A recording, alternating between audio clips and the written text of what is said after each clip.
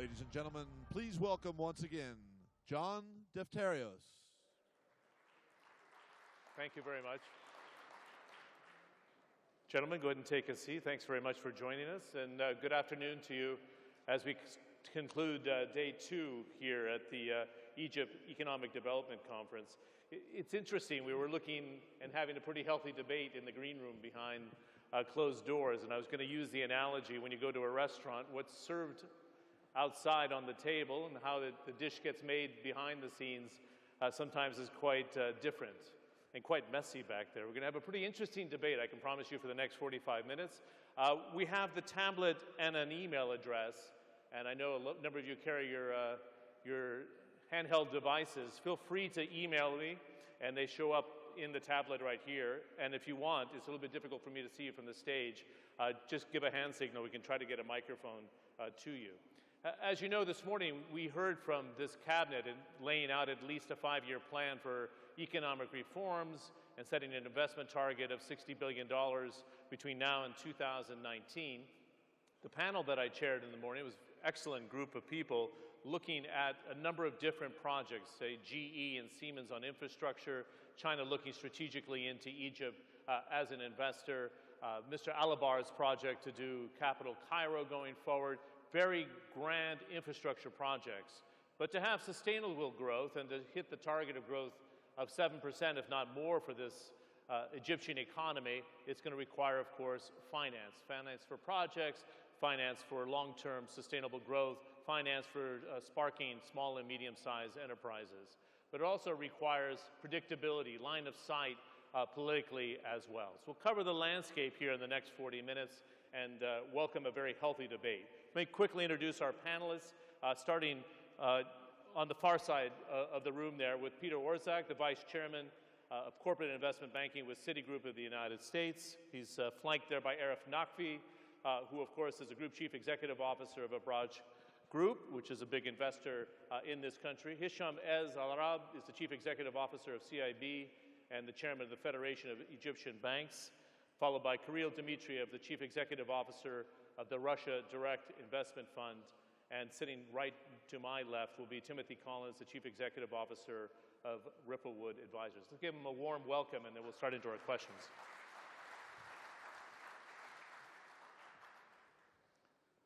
So to share the insight of what I was suggesting before you come out to a panel like this, that we can have a fairly healthy debate. There's a kind of a split here on the panel that thought we had exhausted the conversation about what we've been through for the last 3 or 4 years and what are the right policies for us to move forward with sustainable growth in this country. So I'm going to ask a couple of our panelists here to suggest whether it's a good idea that we tackle that or not. I'm going to start with Arif Naqvi first, Hisham, and then I'm going to jump to Tim, and then I'll open it up to the floor.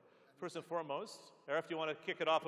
Why it's important as a private equity man, as an investor of 16 companies, to have line of sight where we're going politically going forward? And you really want us to continue from where we left off? Why not? Just have some fun. We're going to wake up the crowd at 5:30 in the afternoon. In that case, Tim and I are going to have to come up in front and we'll box under Queensbury rules. So, first of all, thank you very much for having me here. It's a very, very interesting time to be looking at investing in Egypt, not just because there are so many people here at this conference, but because Egypt genuinely is on the cusp of a fantastic and bright tomorrow. It's on the edge of a investment, I wouldn't say highway, but super highway if we get things right. But having said that, there are also so many different things that could potentially go wrong, so we mustn't get carried away with what I describe as the euphoria of this conference and this moment, because even though we've heard about a lot of projects that are potentially about to be announced, a lot of countries that have put a lot of capital at work to finance Egypt's capital expenditure, the way I look at it is, I suppose, pretty much across seeing Egypt as an investment destination, but in comparison with investment destinations that exist elsewhere. And having had the privilege of investing in close to 40 countries around the world, in what we call global growth markets, the rest of the world mistakenly still calls emerging markets, Egypt has a very, very important role to play in that. And when we look at the environment that we find ourselves in, This conference has been great because after 4 years of the business community feeling very beleaguered and very much under the hammer, so to speak, and a bureaucracy that hasn't been taking decisions, and a government that hasn't really been in tune with the needs of the country, we now have a change. And the new change is characterized by one thing that I'll start off by saying. I've been investing in Egypt for over 12 years. I have been a participant in the debate around Egypt for 15 years. It's the first time that I'm actually seeing every single person I meet in Egypt universally in love with its president. So this is a very, very important thing. There is unanimity within the country around the leadership structure in this place, and this is something that is very important to start with. After that, we also have a bureaucracy that is beginning to understand that it needs to keep pace with the times. Younger people in government are very dynamic, and we're seeing the business sector, the private sector, and government has come together in the development of these plans, as Hisham mentioned earlier to me, that everyone has played a role in coming together with this approach. So I think that's all very positive. We should park that. We should also at the same time, and I'll be very quick about this, we should be at the same time look at the potential negatives, because Egypt has a lot of need for a lot of capital very, very quickly. It has a currency that can very quickly go under stress, and it needs actually much more than foreign governments contributing and committing to play a role in the capital expenditure. It needs much more than a government that is very aggressive in promoting projects. What it actually needs is a business sector of believers. What it needs is the private sector to stand up and say, yes, this is the time to invest, because until the private sector does not invest, all the good actions of government, all these reform processes that are being put in place will actually not go anywhere. And then beyond that, we need the taxi driver, we need the people on the street, we need the people that make up the majority of the population of Egypt to feel good about it and to start spending. Because in an economy like this, the consumer economy is the driver of so much that can happen. So on balance, I'm feeling that we're in a very good place, but I'm not in that camp that says it's all over behind us, the road is just upwards, and there's just going to be fantastic growth. I'm saying that this year is going to be challenging. Everyone must work together to achieve the outcomes that we want. Hisham, how do you manage expectations? Because there's this top-line discussion of suggesting a target of $60 billion for foreign direct investment between now and 2019. And we know the last 5 years of the Mubarak government, there was nearly $50 billion of foreign direct investment, but it didn't trickle down very fast, and we know what the outcome was all about. And partially because of youth unemployment, frustration, not feeling a participant in the economy. How do you manage expectations from the euphoria that Arif talked about on the ground today, and gathering the support of the people to say, here's the roadmap forward, and are they engaging with the private sector to suggest, we're listening to you on that same sort of level? Well, let me tell you three things. One is that the plans you have seen over the last 2 days, yesterday and today, they are a result of the government work and engaging with the civil society as a banking sector, industrial federation, trade federations, the changes in the tax law, the company law. All of those are not coming out of the cabinet without interacting with the private sector. One. Two, personally, over the last 35 years in banking, I never understood the economic DNA of Egypt. Okay, and it's the first time you ask that question, you hear consistent answer from the government official, and practically they tell you it's a free discipline economy, depending on the private sector. Great. Now I can have an explicit definition for the economic DNA of the country. Three, which is again very important, in the past I doubt very much that we heard a 2050 vision for the country. And this time I'm hearing a long-term vision. For us as a private sector, and especially as a bank, I need to understand what are the long-term plans. The short-term painkillers dealing with the economic condition or the social issues, proven with no doubt it will never pay. You need long-term sustainable plans. And when I heard the government this morning and the Prime Minister talking about sustainability and growth, that's very different from the previous growth of 7%, but it's not sustainable. Now, the model have changed completely. There are a lot of details involved there. Maybe because we are on the ground, we see things much more clearer than someone from overseas. The challenge going forward, I agree with Arif, we have challenges. And the biggest challenge we're going to have in the future is getting everyone from the taxi driver all the way up to the most senior people on the country to work all in harmony. We need to get our country better. It doesn't work by only the leadership. You need the team, which is the public, to buy in and get involved. Getting them engaged during the planning process is an excellent thing, but they have to be engaged in the execution process as well. Let me follow up just very quickly with you. Is there a disappointment on the man on the street that the exercise in democracy didn't last very long? Does it make a difference at this stage? Does the president have the full support to put forward this roadmap, and they understand where they're going today or not? Well, put it that way. I mean, people went out on the 3rd of June because they thought that democracy is being hijacked.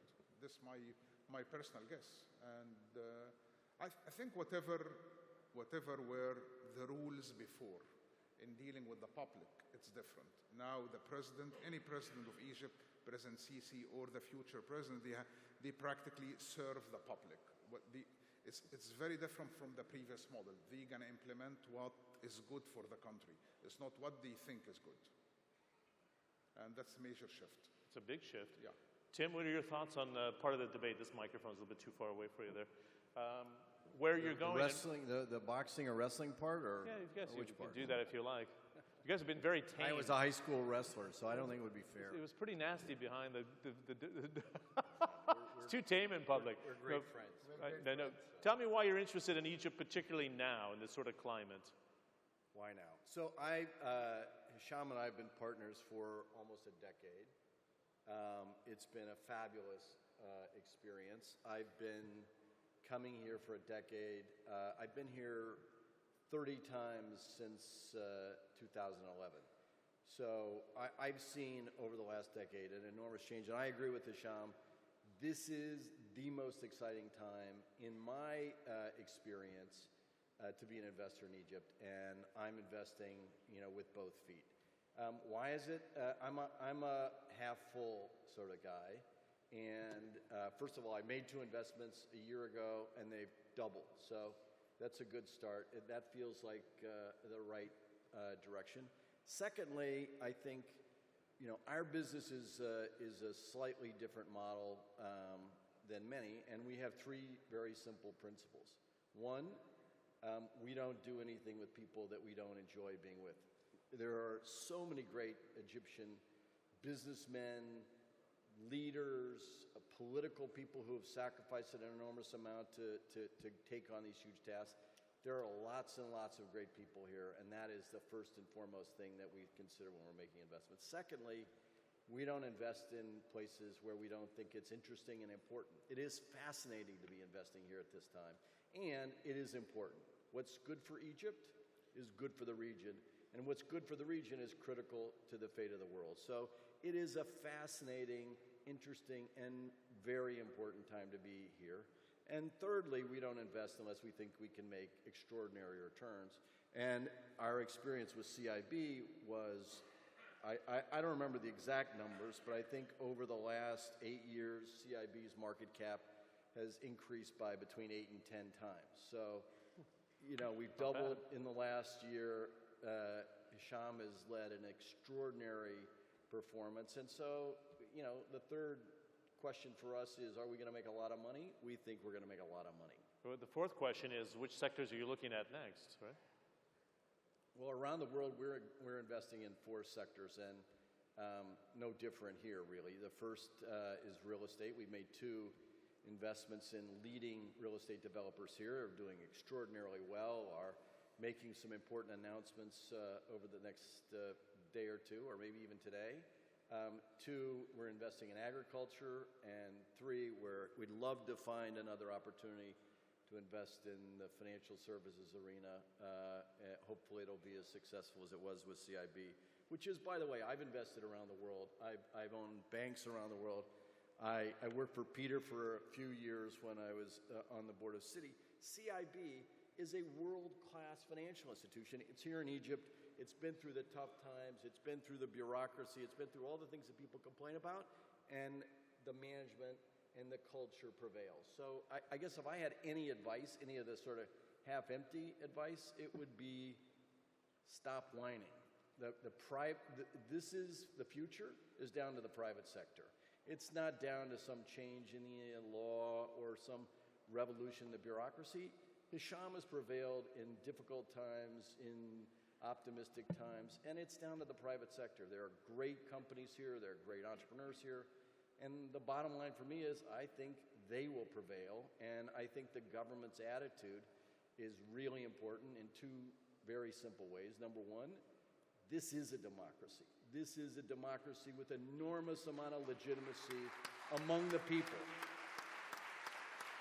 And I was here all through the revolution. I saw an illegitimate government, and I know what that looks like, I know what that smells like, and I know what it means when 20 million people take to the streets. That is democracy. So it's a democracy. And legitimacy is a powerful part of the future of this country. And number two, as we saw today, they have a plan. Is it going to be without bumps, without hiccups, without struggles?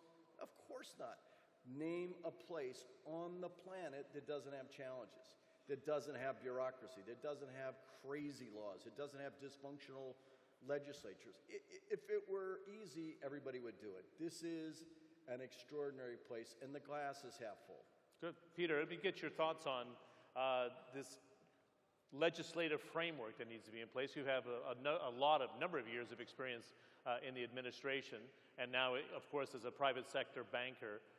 As you see the building blocks to move forward for Egypt, what is essential, kind of taking the counterposition of Timur, what needs to be in place to make it work? Well, first, I do think we need to just step back and realize how exciting the moment is. Not just because of Egypt's geography. It's got a very young population. 50% of the people are 24 or under. I mean, that is a remarkable demographic. And we're off to a good start. Unfortunately, though, the process here is not like you study for a final exam and take it and you're done. It's more like you're on a diet and you need to put continual effort in. Peter, and you had to bring that up. Sorry. And so I think we're off to a very promising start. There's lots of room for improvement and opportunity, which is what's exciting. So the export share outside of oil is exceptionally low here. That provides that opportunity for growth. The employment to population ratio, especially for women, is very low. If women had a 50% participation rate instead of a quarter, the economy would be $40 billion larger, just as an example. Wow. We talked earlier about 7 million people working for the public sector. There was a comment, by the way, in one of the earlier panels that should be 1 million by international standards. That's not right, but 4.5 million or so is the kind of international standard. There's opportunities there. There are lots of opportunities, and you saw those being identified and with performance indicators being laid out. I think that's exactly the right approach. What we need is a conference in 2 or 3 years from now to come back with the same level of excitement, the same level of attention to detail, check where we are, and readjust so that we can continue moving forward on that diet. There's a question from the floor, and it's, Kirill, I'll bring you in just a moment. But what are the main things that you require to be put in place in Egypt in the next year? This is interesting, that somebody wants to see the change in the next year that would maintain or sustain the energy that we find today. We follow up with you, and then Arif, if you want to jump in on that. What are you looking for from the outside to say, in the next year, what needs to be done in your view? Well, the things that have been promised for the next year are obviously at the top of the list. So implementation of the value-added tax, continued, and let's give this government credit for taking on the very important issue of energy price subsidies, which were 6% of GDP being devoted to energy subsidies. They've started to walk that down, continued progress on that. Basically, just a year from now, we need to look back at all the things that the government said that it would do and that we all believe it will do, and just check in and readjust. Continued progress, I think, instead of one thing, is what's key. Arif?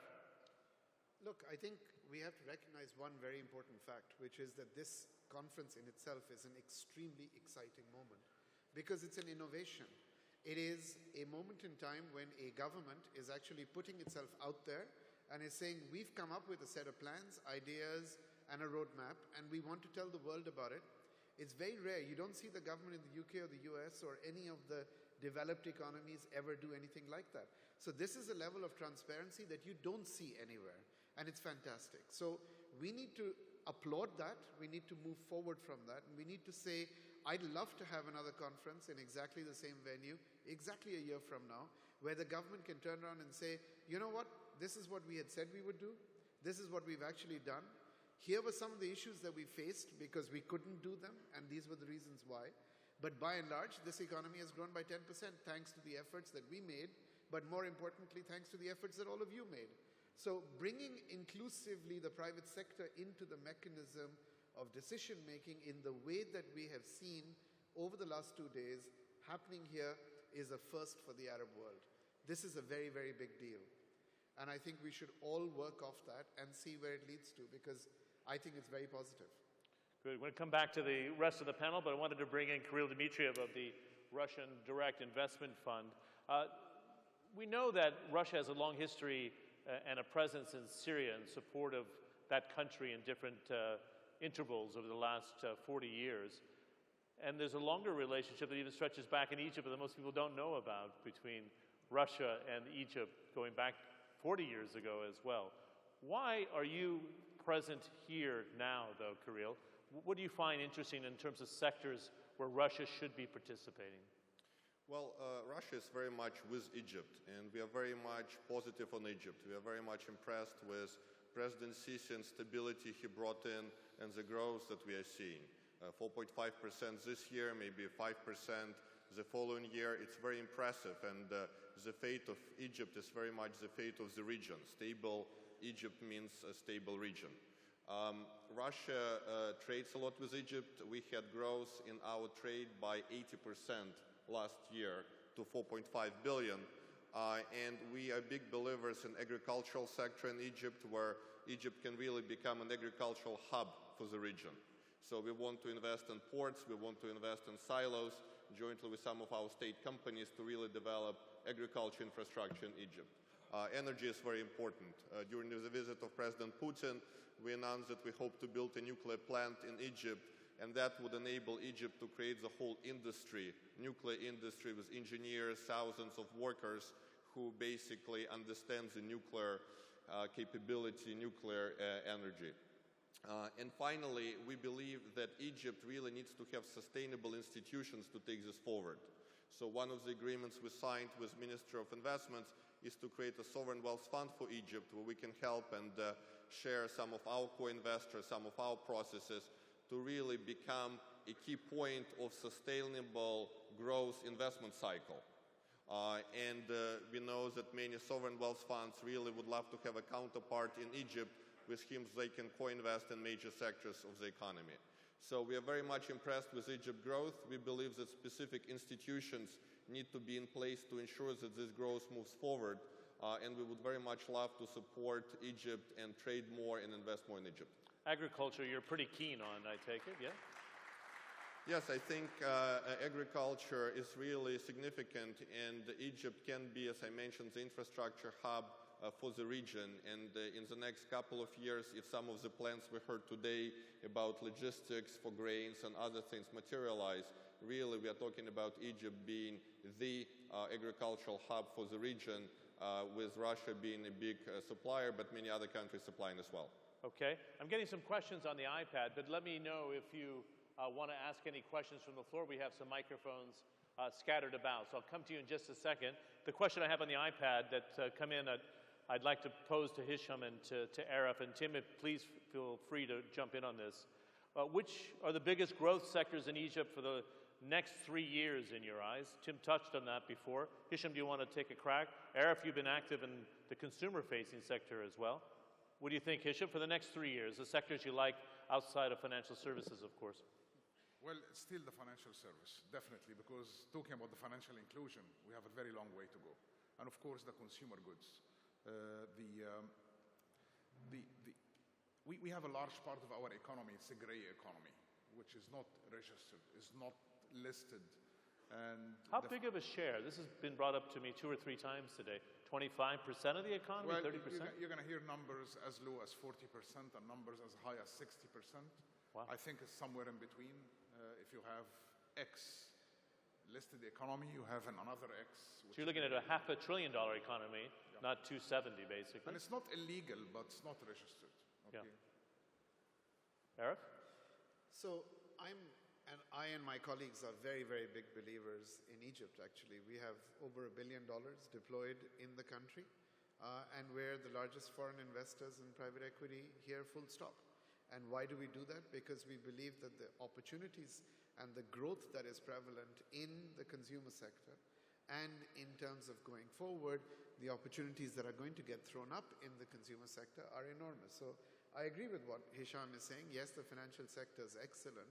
But if you look at 2 very crucial sectors in which we have recently started deploying, which are education and healthcare, these are 2 crucially important sectors for Egypt's development. So if you ask me, where will Abraaj's efforts continue in the coming 2 years, forget about 3 years, we already have a game plan where we have committed $200 million into investment in healthcare and $200 million of investment into education. And this is not a pie in the sky. This is actually stuff that has already started happening, and we're continuing to deploy in 2014 and 2015.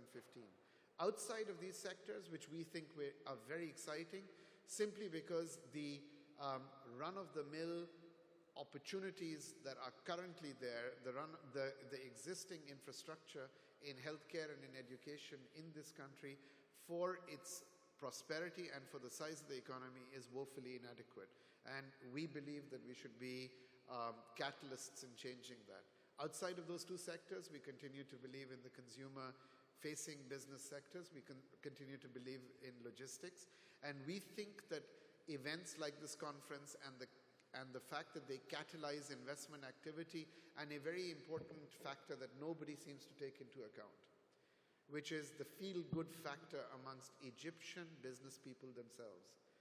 Foreigners can come in and deploy capital into Egypt. Great. There's a lot of money that will come in. Foreign governments can help by contributing capital expenditure. Great.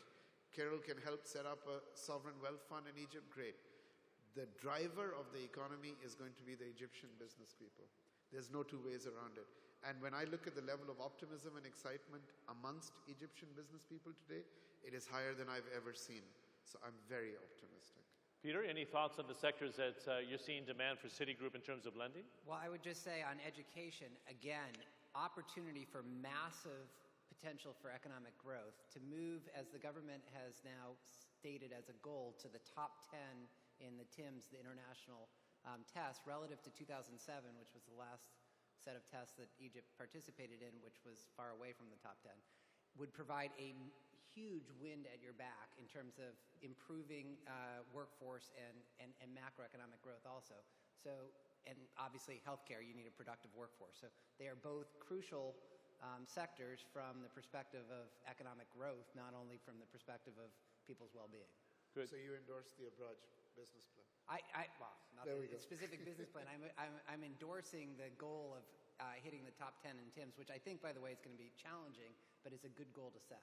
One sector I didn't hear much about, I know the UAE was looking at this initially because they think there's a real dire need, not just as an investor, but something that's been lacking in this economy is low-income housing. Do you think there's a market for low-income housing that could actually be packaged, Hisham, for example, in the banking sector where we can encourage much better quality stock for these people that can kind of rise with this economy and move into the middle classes eventually? Home ownership is one of the most important pillars for social stability. Yeah, that's why I asked that. And I think there is an initiative by the central bank about some kind of subsidized interest rate for low-income housing. Excellent initiative. There are other initiatives by the government about what you call it, home ownership deeds and facilitating the documentation. All those issues will help, but yet you need the projects like the UAE and the other developers to mind you that I think the last numbers I looked at back in 2010, the gap between demand and supply at that sector was about 200,000 units a year. And mind you that we have 4 years of stagnation. There is very good demand and very good. it's an excellent demand there, but we need really you need to kick off, but the demand is there. Good. Do we have any questions from the floor? I see we have some paddles out there, and I have some coming in on my Y-Way tablet. Please, on number 5, if you can. I would just ask those with a microphone in their hands to be extremely direct, and if you can pose it to one of the members of the panel, it would be terrific. Before I call on you, is there anything on this side of the room? Let's go ahead and get your hands up now. Please. Go ahead, it'll pick you up. Thank you. My question is, what are the top 3 risks that the government should try to mitigate in the next year? Top 3 risks for the government to mitigate over the next year. Who wants to tackle that? Tim, you got any strong thoughts about how the train can come off the tracks rather quickly? I do. It's not my job or my expertise to opine on things like this, but I think it's pretty obvious. Security is clearly issue number 1, and I think as we've all seen in this conference and the changing environment all around Egypt, this is job number 1 for this government, and they are taking it. They're taking it in hand. Number 2, and I think segue a little bit back to the earlier question. The real sector for growth and opportunity and critical is jobs, wherever they come. I mean, the number 1, even ahead of social housing, which I think is critical, it's jobs. And so if there aren't more jobs, that's a significant risk. And then finally, obviously, some of it's mitigated by this conference, but access to foreign currency is a critical for the next 12 or 24 months until the momentum gets back into the tourism sector, back into the export sector, and there's more foreign direct investment. Anybody else want to tackle that on the panel? Go ahead, Kirill. Yeah, I'll just answer with just one risk, and that's execution. I think if 60% of the plans announced today get executed, I think there is no turning back.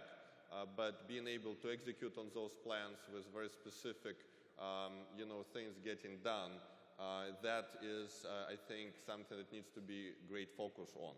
But once 60% of things announced today gets executed, no turning back. We had a hand up here, number 3, please. Go ahead. Yes, I have a small question. Over the last couple of days, we've seen a list of very impressive and strategic projects being announced.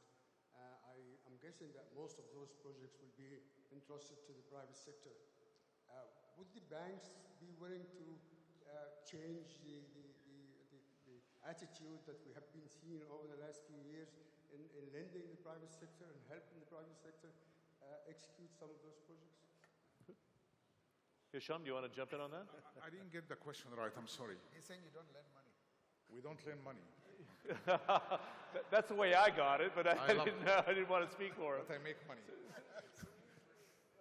So we don't need to repeat the question, but I think the question was, why aren't you lending money to the private sector to push this thing along?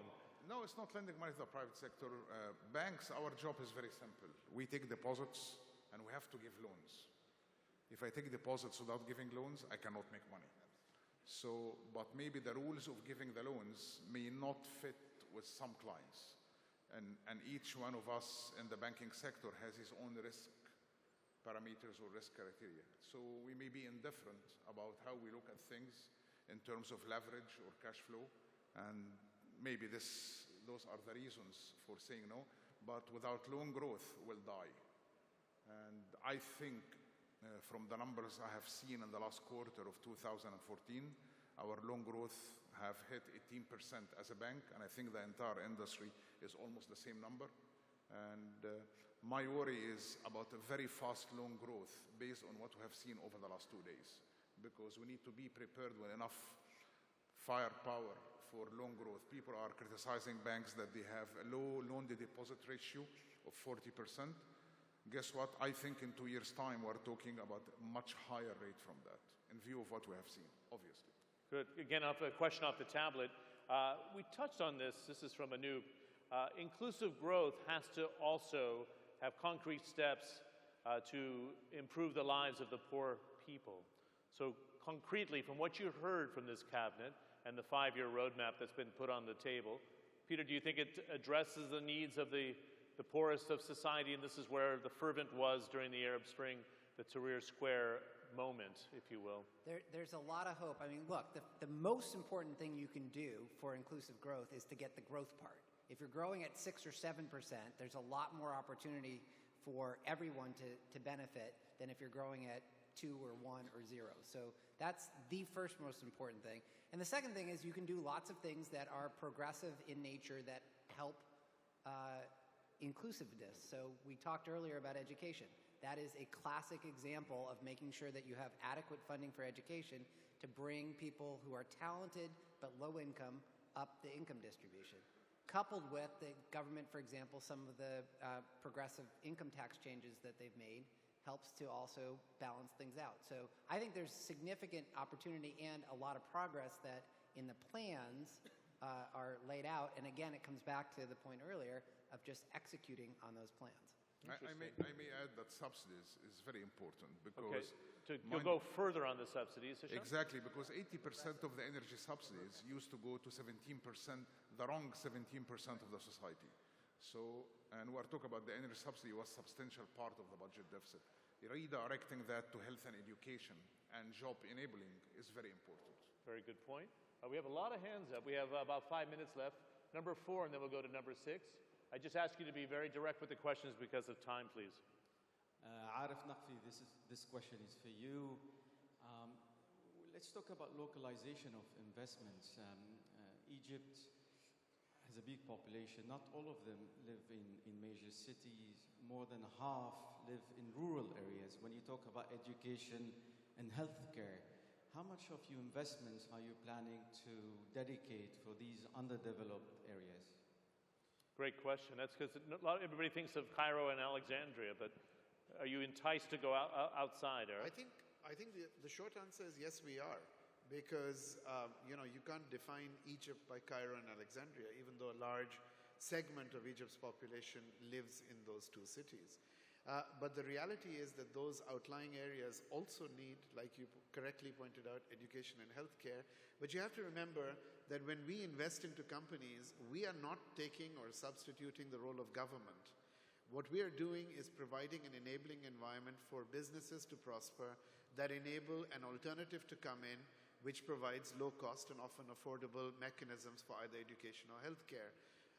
We cannot be all things to all people, and again, we will not be in a position to put schools down in outlying areas that don't justify the economic component of building the school or the hospital in the first place.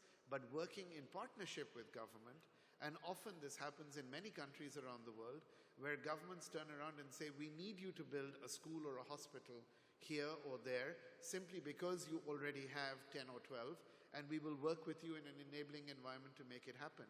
I think the important thing in answer to your question is that the way we look at business is that we will go where the opportunity is. The sector is crystal clear as being the need of the hour in Egypt, and it's not the only two sectors. There are many others that we can talk about, and just the two sectors that we've talked about are large in themselves. So for example, a few years ago, we bought a business in Egypt called Al-Burg, which was in the diagnostics business. Today it's called IDH, and it is without question the largest business in the Middle East and one of the largest actually anywhere in emerging markets in the diagnostics business. And it's been built up out of Egypt by going to where the demand was, often in outlying areas.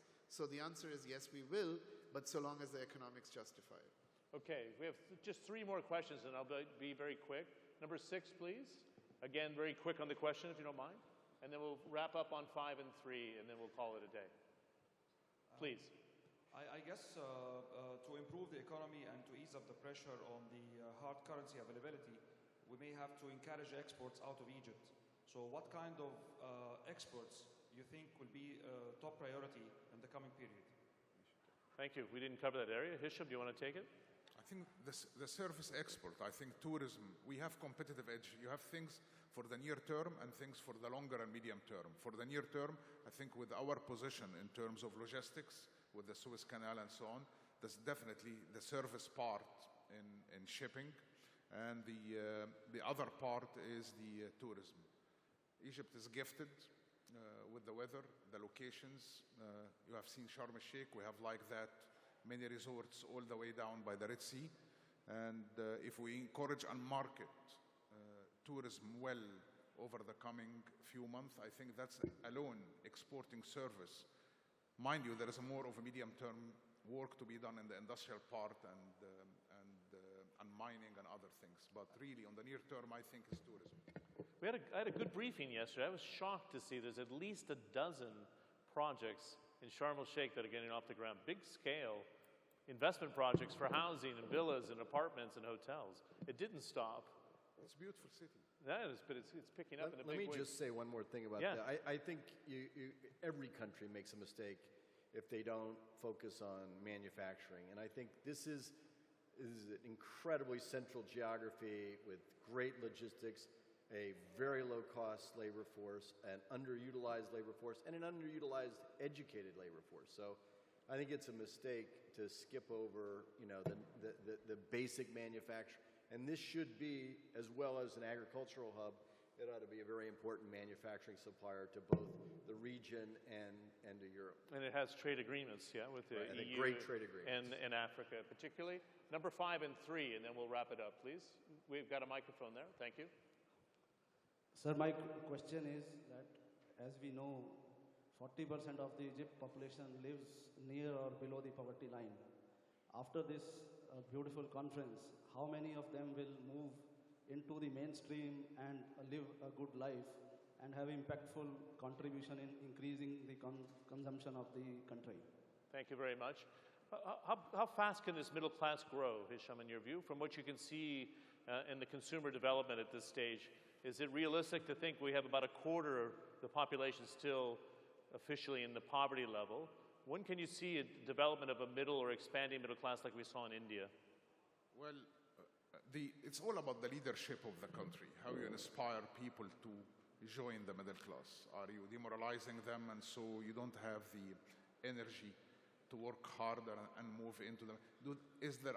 Are there opportunities for the middle class or not? And I think having a long-term, clear economic plans with better education can escalate the growth of the middle class. Good. Final question number 3 here, and then we'll wrap up the session. Thank you very much. Dr. Mohsen Salamoni, FinCorp. My remark is to Mr. Arif. Mr. Arif, you open your remark with some reservation about the Egyptian growth. As an economist and as a professor of economics, I find there is no place for this remark, no place for that reservation. As the Egyptians have demonstrated, in 1 month, they have raised 63 billion in 1 month from Egypt and not from outside Egypt. Therefore, the growth for Egypt and potential of growth is greater than any other country. Thank you. That's quite a statement. So I don't think you were disagreeing with that, but that was the Suez Canal financing. Yeah, so I just need you to know that I did not express a reservation. I am very, very optimistic on Egypt's growth. All I have said at the outset, which is still a point that I would hold, is let's not come off past laurels. Let's not just rest on the fact that 63 billion was raised or that, X billion has been raised in this conference. Let's not focus on that. Let's focus on the roadmap ahead, and let's see how fast this opportunity can be translated into reality. Because it doesn't matter how much money you raise, it actually matters how you spend it, okay? That is probably more relevant than the money that is raised. And in many countries around the world, the initial euphoria often doesn't get translated, and we've all seen it. I feel that this is a great time for Egypt. It's a great opportunity for Egypt, but it is a combination of private sector and public sector. Government should be in the business of governance, not in the business of management. It should provide the directionality. The private sector needs to step in and make it happen. That's what I was saying. Good. Let me thank this group because we're out of time. A warm round of applause.